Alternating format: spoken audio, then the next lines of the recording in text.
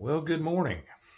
Welcome to American Reversion. I'm Steve Smith, and do we have some crazy stuff to deal with today? It is January 19, 2022. We're going to be talking about terrorism and soccer moms and all sorts of weird stuff. Uh, as you might remember from, I forget whether it was yesterday's or the day before, I said I wasn't quite sure what to call that particular episode because we cover a number of things here on American Reversion about the craziness and the dangerous stuff that's going on in our country and in the world. Doc Galt, I forget if you put it on YouTube or if you put it over on the Patreon site, and any of you who are not on the Patreon, if you'd like to support this channel, I will put the link down here. I welcome you to come join us on that. It's $1 a month. It kind of lets you be a part of the fight and help support this and promote it. And if you'd like to, we'd love to have you. No pressure. We put pretty much the same stuff over there that we put on YouTube, maybe a little bit extra for fun and further information. But Doc had several good suggestions. I'll consider those. I'm kind of thinking about the daily crazy or the daily danger because it's all dangerous, but that seems a little melodramatic, really. Daily crazy is probably okay. If you all have any ideas, let me know because I'd like to know. Just every day it's going to be more of this stuff. But the reason that we do this, for those of you who are joining us as new people here on American Reversion, is to kind of to provide news that you all may not have seen in other venues. If you don't keep track of some of the aggregators, if you don't, depending on what news you watch, even the real conservative, if there are such a thing, you won't get all of these things, and it's good to know what's going on in the world. The reason that it's good to know is because we're fighting a battle of hearts and minds and a battle of ideas. And the more that you know what's going on, you're going to be able to arm yourself when you're talking to people of an opposing opinion or with those friends or colleagues or acquaintances or coworkers who may not be up on what's going on in the world. You might be able to bring them over to our side, and that's important. Okay, we've got quite a bit to cover here today. I'm going to start here. Remember this, the guy down there in Texas, the one who took the hostages. And I said when it first came out that things just weren't making sense. How did that happen? It made no sense at all. At the end of this, I think I'm going to have kind of a surprise suggestion, a book suggestion. It's not one of my books, but a book suggestion that you all might want to read if you want a deep understanding of what may be going on. Okay, so we have our first article here is from Breitbart. They're a good source, as everybody knows. Their headline is "The White House says multiple U.S. security screenings failed to flag the synagogue terrorist." The synagogue terrorist. Remember who this guy is, right? Malik Faisal Akram. The White House admitted Tuesday, and there's a couple of things going to fit in here. The White House admitted Tuesday that the United States government failed to flag a man who held 4 people hostage at a Texas synagogue on Saturday. Remember when the feds were saying, well, it was a synagogue, but it had nothing to do with Jewish people, right? It was something else entirely. Well, Malik Faisal Akram, 44, who was shot and killed by police during his hostage attempt at the congregation Beth Israel, actually was shot and killed by the FBI HRT team, HRT, Hostage Rescue Team, in Colleyville, Texas, was reportedly known by United Kingdom intelligence, according to reports. He was known. I said that yesterday, right? The United States government databases, however, did not know this. Our understanding, says the genius Jen Psaki, our understanding, and obviously we are still looking into this, is he was checked against U.S. government databases multiple times prior to entering the country. That's what Psaki says. See, Akram, the article goes on, he says, flew into the United States through New York on January 22nd with a tourist visa. Now, flying into New York, right? I mean, of all places, why would New York be concerned with terrorism, right? And on a tourist visa, why would they be concerned with a tourist visa or a student visa? After all, there's nothing in the past that would, raise concern about that. Then she continues, the genius Pasaki. The U.S. government did not have any derogatory information about the individual in our systems at the time of entry. Okay, the most advanced intelligence apparatus in the world. But they didn't have anything on this guy, right? Akram's brother expressed disbelief, as do I, as do you, that he was allowed into the country. How had he gotten into America, Akram, that's the brother, said to the New York Times. Why was he granted a visa? How did he land at JFK Airport and not get stopped for 1 second? Good questions. Mr. Akram, the brother, has questions that we all have. I wonder what kind of answers we will get from our leadership. Let's go to the next one. This is by J.D. Rucker. From the Liberty Daily, it says the synagogue terrorist Malik Faisal Akram was booted by a nearby mosque days before the attack. Now, don't be concerned, because even though we're talking about this terrorist guy, who took hostages, he is not the real danger. I'm going to get to the real danger later on, because our one of our former FBI leaders has told us who the real danger is, and you're going to want to know so you can keep your eyes open. Okay. All right. The investigation into events leading up to Malik Faisal Akram taking hostages at a Dallas synagogue revealed a troubling new detail last night. Troubling. The homeless Muslim man had been turned away from a local mosque days before the attack. According to CBS down at Dallas-Fort Worth, the staff at the Islamic Center of Irving said they had an uncomfortable encounter with Malik Faisal Akram just a few days before the synagogue attack. The leadership there believes their place of worship narrowly avoided becoming a target as well. Well, I don't believe that for a moment. They're just trying to, jump on the we're victims too bandwagon. Khalid Hamideh said, he's evidently a leader there, a spokesman for the center, he says he came in and he did his prayers, and then he asked if he could spend the night in the mosque. Hamideh said Akram became angry when he was told he could not spend the night there. He got a little agitated, saying, "You're not helping out a fellow brother in the faith," and all that stuff, said Hamideh.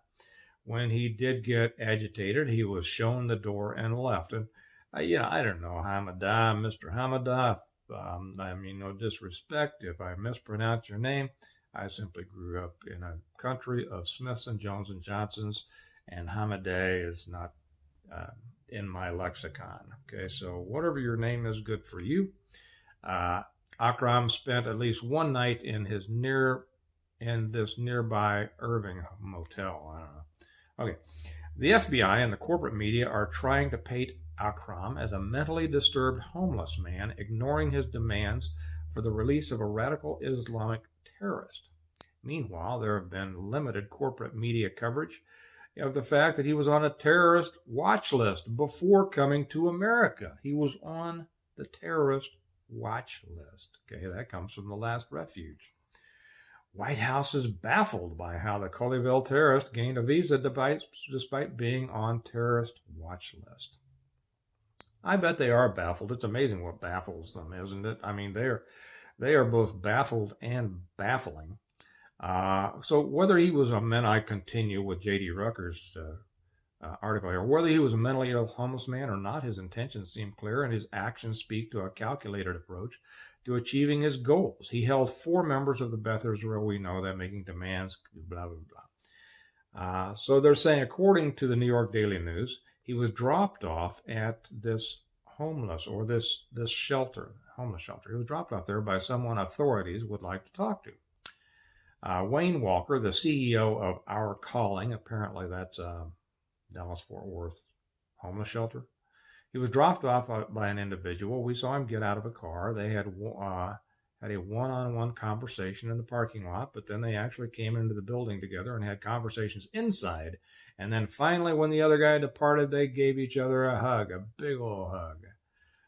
But there are still days in Dallas-Fort Worth that Akram is unaccounted for that authorities are working to piece together, including where he got his handgun. Oh yeah, are they still piecing this together now?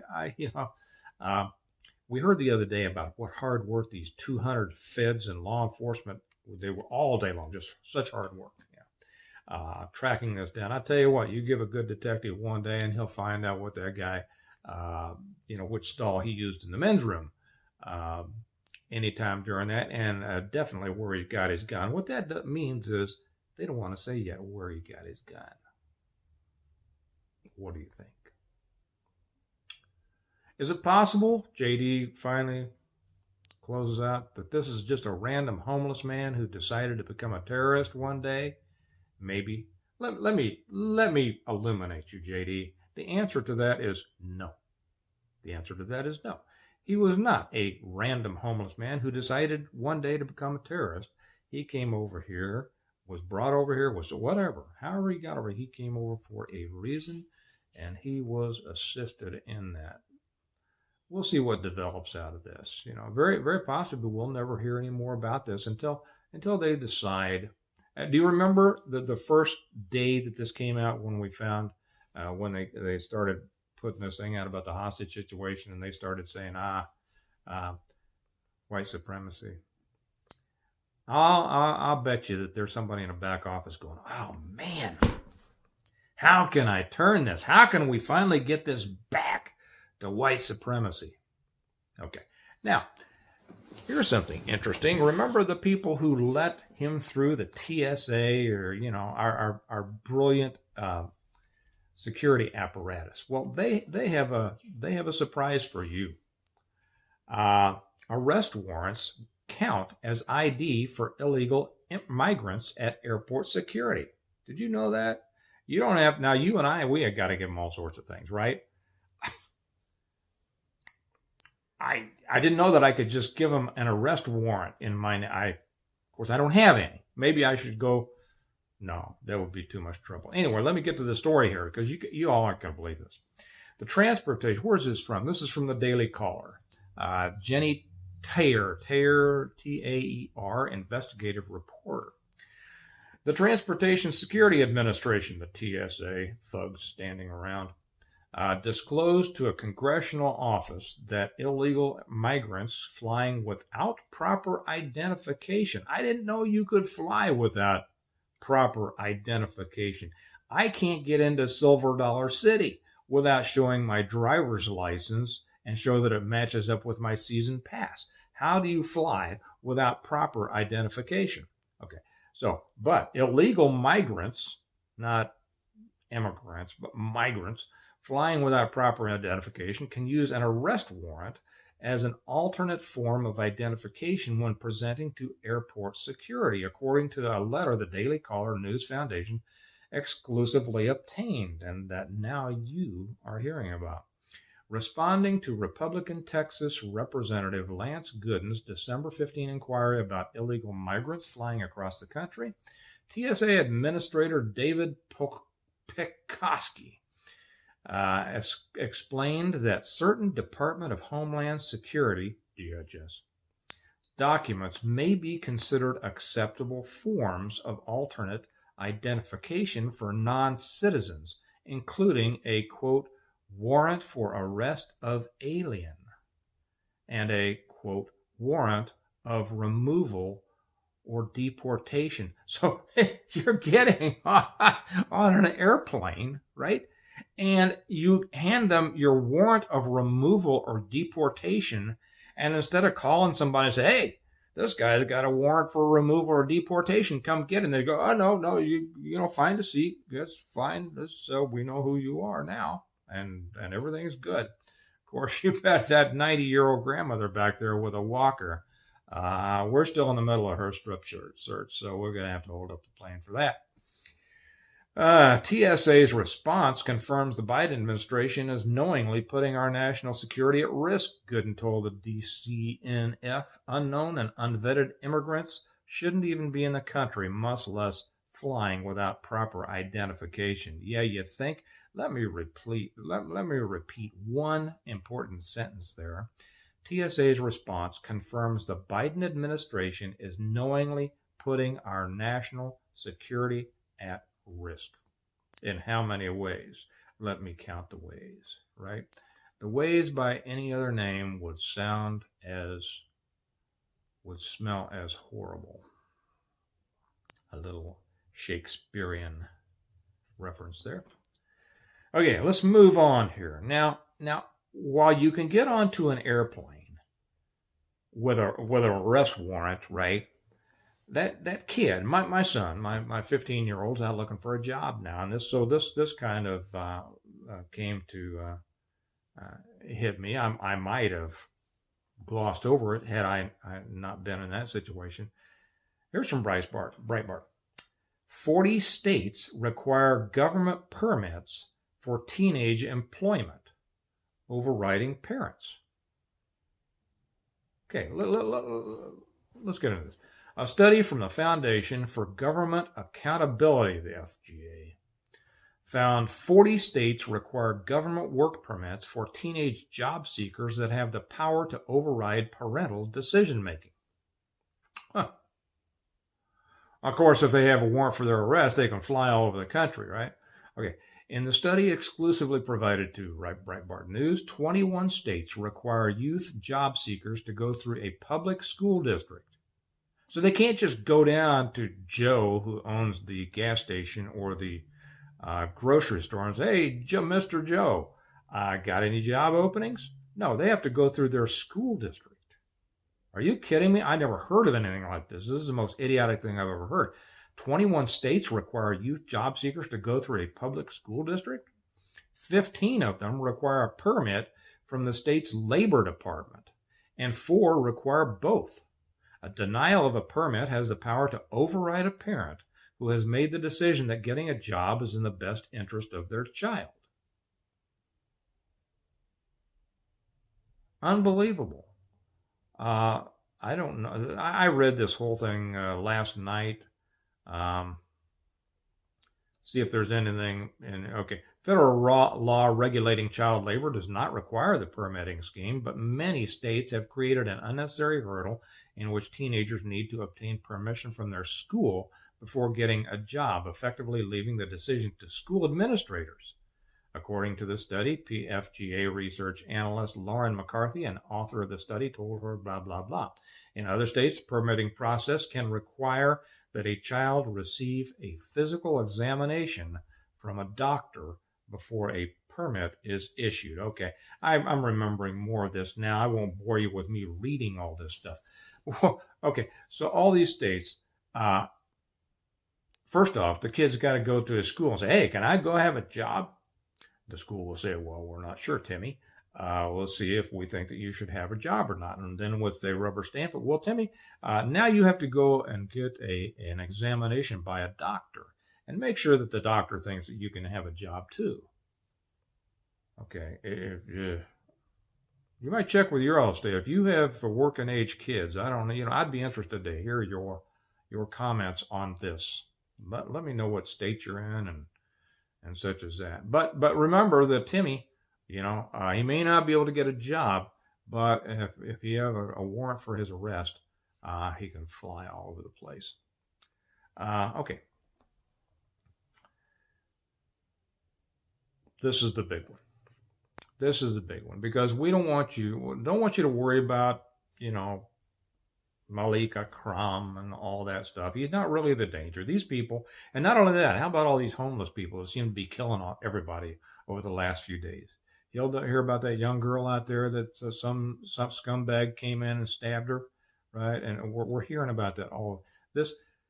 When things like this happen, it can happen for a couple of different reasons. It happens all the time anyway, and people don't realize it. And that's why they're not careful, because they don't hear about it. It's not in the news. But then when one thing happens, then the newsrooms and the editors, they say, okay, well, this is kind of like that other one. Let's put this up too. And so it kind of builds, and all of a sudden you're hearing like things, for a while. And then you don't hear about them forever again, but these things happen.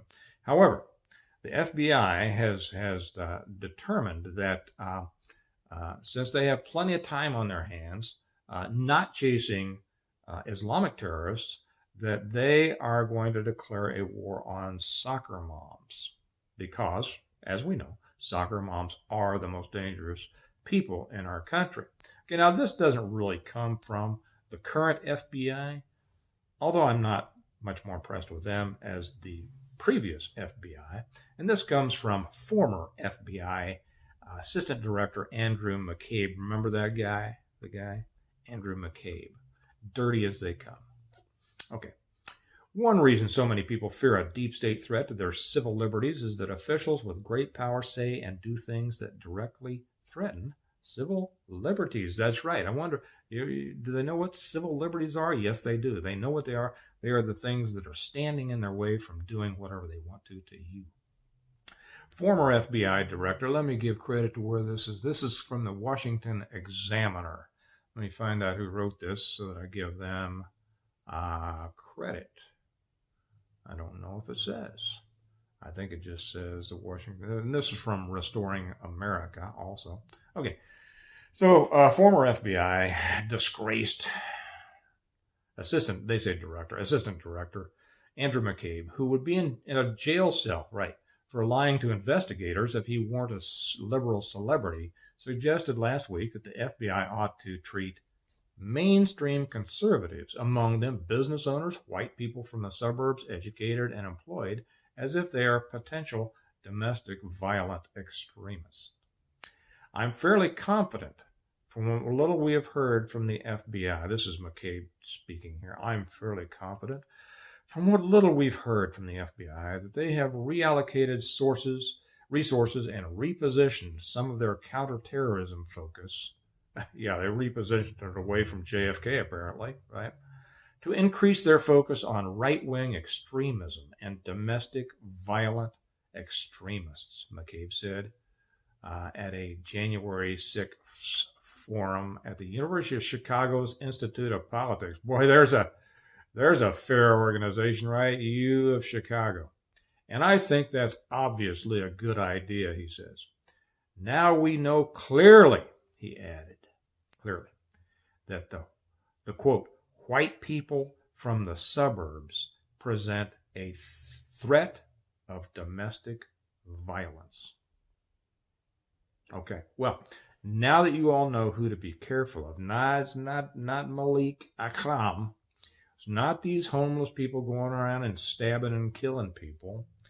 It's that woman that you just saw in the store yesterday. You didn't realize she was such a threat. But, the feds do. The feds understand that, and they're taking care of us. So thank goodness for them, right? The white people, the soccer moms, are the real threat. Do you all remember, what was it called? I used to get their stuff all the time.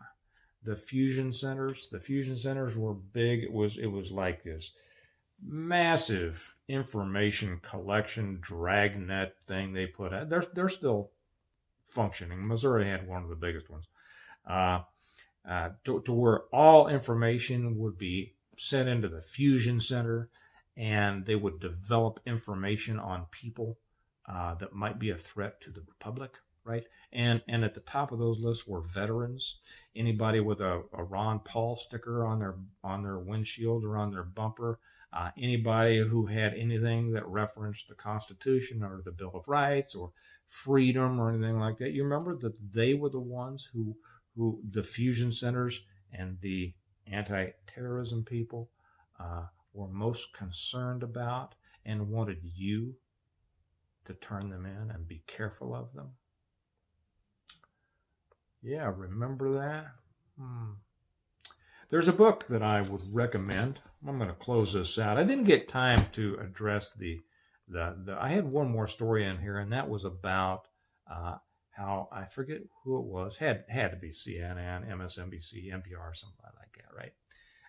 That was explaining how excited, that everyone is excited for Hillary to run in 2024 because it's her time.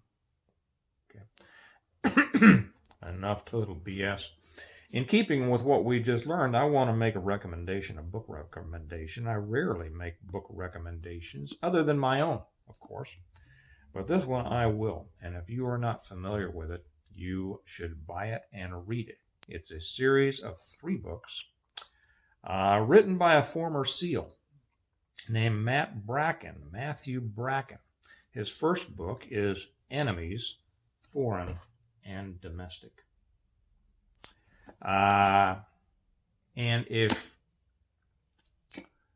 you want your eyes peeled open and held open to the potential abuse of power by certain segments of our society, start with this one. Start with that one. Enemies, Foreign and Domestic. I don't know if you can get it on. I would imagine you could get it on Amazon. I know that, and I don't know the guy. I don't know Bracken. He's a great. I like his writing. He's, like I said, he is a former SEAL. He never had any experience in law enforcement that I'm aware of. But for somebody who has no law enforcement experience, he has a lock on the internals of federal law enforcement. He's got a lock on. He obviously had people advising him very well. Start with that one. If you want to see what continues on it. His next one, Domestic Enemies. The Reconquista, including Aztlan. If you know what that is, if you've read my books, I've mentioned that. It's kind of a recurring backstory in my series, in the Stonemont series. But that is his second one. I'll tell you how to get him in just a second. His third one, which I also highly recommend, and I know all the titles are kind of similar, but they're all right. Third, Foreign Enemies and Traitors: The Greater Depression and Civil War II. These are books that'll keep you awake at night. If you're not familiar with the stuff that he talks about in here, it's going to open your eyes. It's going to open your mind. He has, like I said, you can probably get them on Amazon. I don't know. But he has a website, and I should have looked this up, but I believe that it is enemiesforeignanddomestic.com. If I'm not mistaken. If I got that wrong, I'm sorry.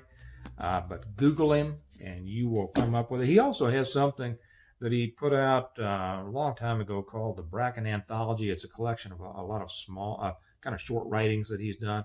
Very smart guy. Very, very smart. Knows what he's talking about. And if you want to know more about things in the world than you do right now, read those books. Anyway, I'm going to conclude it there. How are we going on? Yeah, we're almost at the half-hour mark. We'll leave it there. I'm sure that there's going to be plenty of more idiocy by tomorrow. Let me know. What do you think? What should I call this thing? Should I call it the Daily Crazy, the Daily Danger, the Daily Crazy Danger, Danger Crazy, whatever? Give me your ideas on that.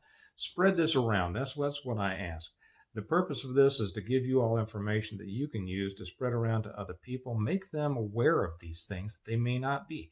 It will help sway a lot of people who aren't familiar with this information. And when you start sharing these things, it will change the way they think about things, and it will change the way they vote. I can tell you that from personal experience because I know it from my own experience. I've shared these things with people, and I have changed the way they thought and voted, and you can too. We need everybody involved in this. Please share this video. Please like it. Please subscribe. If you'd like to support the channel, go to the Patreon channel down here. Pledge your $1 a month or whatever you would like. I appreciate it. It will help the effort. It'll help the cause, and it helps you be just, it lets you be just a little bit a part of the fight beyond other things that you do, and I hope you'll do those things. So we thank you for being here today. Have a good day. Remember that America needs a reversion. It needs you to be a part of it. and I'll talk to you tomorrow.